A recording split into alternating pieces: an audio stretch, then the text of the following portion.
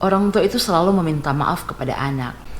Hi everyone, welcome in my YouTube channel with me Intan. Dan buat kalian yang baru pertama kali mampir di YouTube channel aku, hai, salam kenal dari aku. Dan buat kalian yang belum subscribe YouTube channel aku, please jangan lupa untuk subscribe, karena subscribe kalian sangat berarti buat aku, memberikan aku semangat, dukungan untuk terus membuat vlog. Dan buat kalian-kalian yang sudah subscribe YouTube channel aku, terima kasih. Dan di video share dan curhat kali ini, aku mau share ke kalian cara orang bule mendidik anak mereka.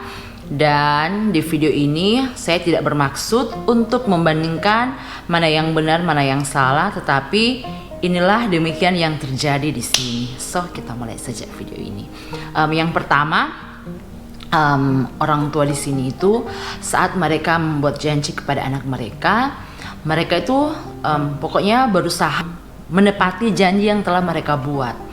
Dan kalaupun ada sesuatu yang terjadi dan orang tua tidak bisa menepati janji itu, mereka akan menjelaskan kenapa tidak bisa. Dan setelah itu mereka akan menanya pendapat anak. Misalnya mereka janji mau belikan ice cream dan mungkin lupa atau sesuatu atau mungkin ada sesuatu yang terjadi sehingga tidak bisa dibeli.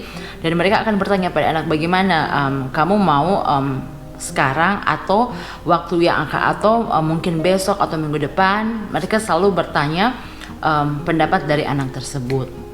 Dan yang selanjutnya, poin nomor 2, saat orang tua membuat kesalahan, orang tua itu selalu meminta maaf kepada anak.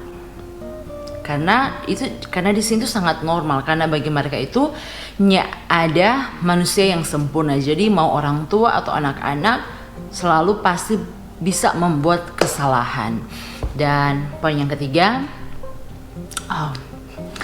waktu anak ke sekolah, orang tua itu kebanyakan di sini mereka hanya berkata kepada anak-anak itu feel pleasure, atau dalam bahasa Indonesia itu bersenang-senang. Saya pernah bertanya sama dosen saya, kenapa orang tua di sini hanya mengatakan demikian kepada anak mereka, sedangkan kalau di Indonesia kan orang tua tuh, oh kamu pokoknya yang mesti dengar-dengaran Pak Guru, nih boleh ini, nih boleh itu, nih boleh ini.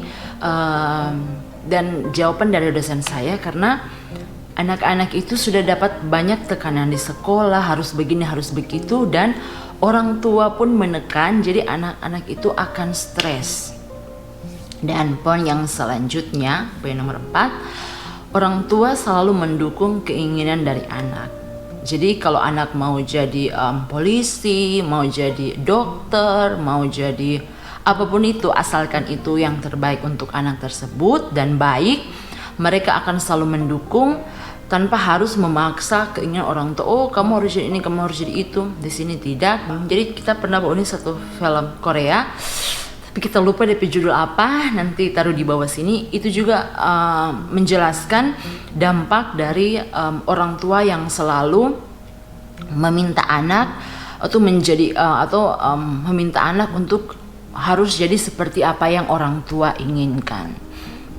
Dan poin yang kelima, orang tua itu tidak memukul anak. Jadi kalau anak buat kesalahan, diberikan nasihat dan menyuruh anak untuk berpikir apa dampak dari perbuatan yang telah anak itu lakukan.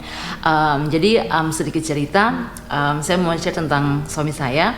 Waktu dia umur 15 tahun mungkin, kalau nggak salah 15 tahun, dia itu pesan komputer tanpa batanya pada DP mama dan DP papa mertua saya.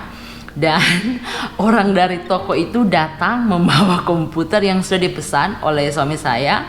Dan di situ tuh ibunya kaget, mertua saya kaget, perasaan mereka tidak memesan ini. Setelah bertanya, kebetulan suami saya itu di rumah dan dia ada di kamar, dan dipanggil, oh ternyata dia yang memesan.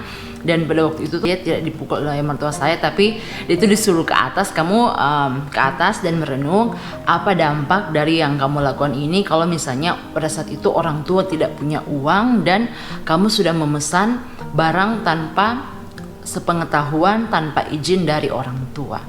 Dan poin yang keenam, kalau anak-anak ingin main di luar, apalagi kan di sini itu musim panas hanya 3 bulan.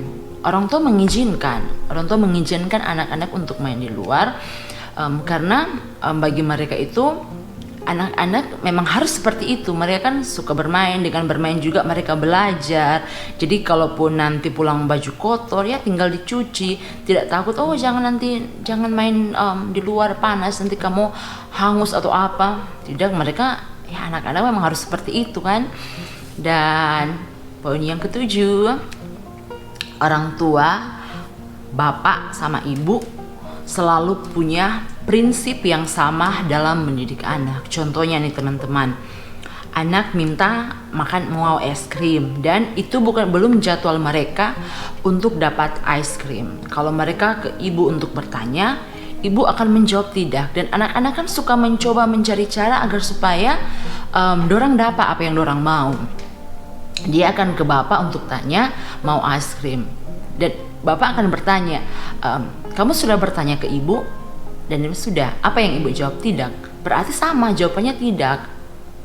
Jadi selalu punya jawaban yang sama supaya anak tidak bingung mana yang benar, harus diikuti. Akhirnya kan karena orang tua punya pemahaman yang berbeda, cara mendidik yang berbeda. Jadi anak pada akhirnya ikut apa anak mau. Padahal sebenarnya bukan karena anak maunya demikian, cuman anak bingung mana yang harus diikuti. Akhirnya mereka mengambil cara apa yang mereka mau. Dan poin yang ke-8 teman-teman, bagi orang tua di sini membesarkan anak-anak itu tanggung jawab mereka. Jadi itu membesarkan anak-anak bukan investasi untuk masa depan orang tua, tapi adalah bagian dari tanggung jawab mereka. Dan poin yang ke-9, dari kecil anak-anak itu di sini sudah diajarkan cara menabung. Dan poin yang ke-10,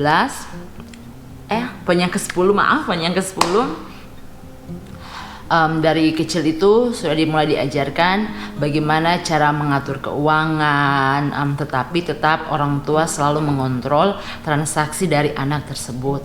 Dan poin yang ke-11, saat liburan sekolah. Dan di sini kan di Belanda itu kalau musim panas biasanya libur sampai 6 minggu. Dan kan 6 minggu tidak mungkin anak-anak tinggal di rumah selama 6 minggu atau liburan 6 minggu, kan orang tua juga harus kerja. Jadi saat anak berumur boleh mau kerja, orang tua menyuruh anak-anak untuk kerja. Jadi 3 minggu liburan, 3 minggu kerja, dengan tujuan mengedukasi anak agar supaya mereka sudah tahu, ternyata ini cara mencari uang itu ternyata tidak mudah, ternyata susah, kita harus kerja baru kita dibayar. Seperti yang saya sudah bilang di salah satu video saya, bahwa mereka tuh sudah diajarkan mencari uang agar supaya mereka tahu bahwa mencari uang itu tidak mudah. Dan poin yang terakhir, saat anak bertanya pada orang tua tentang hal-hal yang anak tidak mengerti, kan anak-anak selalu suka mencari tahu, suka bertanya karena ya mereka tidak tahu, dan mereka kan bertanya pada orang tua atau orang-orang di sekitar mereka. Dan orang tua itu selalu menjawab dengan jawaban yang gampang atau mudah dipahami oleh anak tersebut. Jadi tidak ada alasan untuk ketika anak terlalu banyak bertanya. Kalau kita kan biasa kalau anak terlalu banyak bertanya, orang tua malahan marah pada anak tersebut. Apalagi kalau mamanya mungkin lagi sibuk main Facebook atau bapaknya sedang sibuk main game, tidak mau menjelaskan atau malah memarahi anak yang terlalu banyak bertanya. Padahal itu adalah waktu anak untuk mencari tahu sesuatu di sekitar mereka. Dan itulah video aku kali ini. Kalau ada pertanyaan atau sesuatu tentang Belanda yang Anda ingin tahu, silakan komen di kolom komentar atau DM aku di Instagram. Terima kasih sudah menonton video saya sampai selesai. Dan sekali lagi teman-teman, jangan lupa subscribe, like, komen, dan bagikan pengguna di sosial media. Dan sampai jumpa di video selanjutnya. Dah.